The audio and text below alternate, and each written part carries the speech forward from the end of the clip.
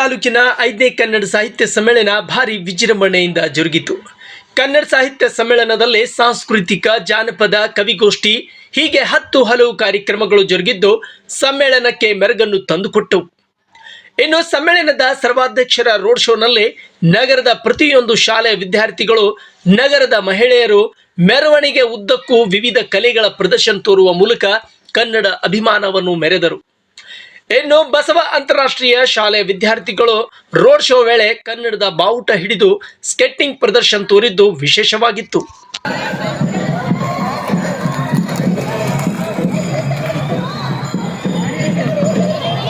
Lift your flag, lift your flag.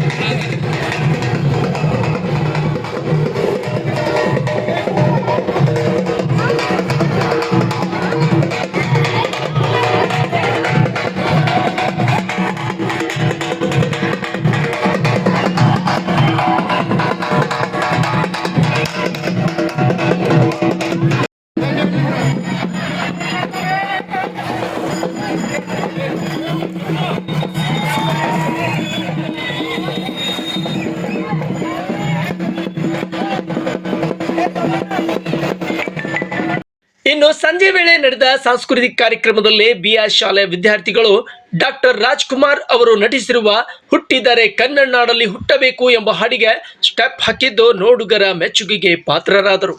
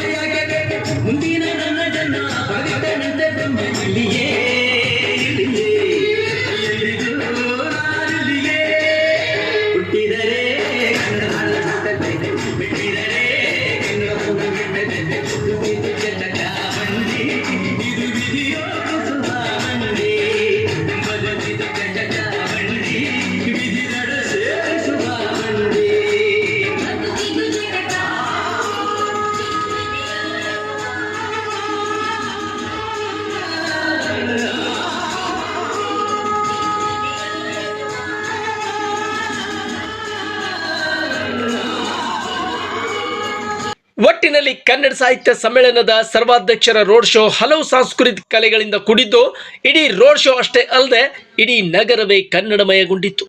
ಆದರೆ ಶಾಸಕರು ಮಧ್ಯಾಹ್ನ ಹೊತ್ತಿಗೆ ಕಾರ್ಯಕ್ರಮ ಉದ್ಘಾಟಿಸಿದ್ದು ವೇದಿಕೆ ಹಾಗೂ ಸಮ್ಮೇಳನಕ್ಕೆ ಬಂದ ಹಿರಿಯ ಸಾಹಿತಿಗಳಿಗೆ ಬೇಸರ ಉಂಟಾಗಿದ್ದು ಮಾತ್ರ ಸತ್ಯ.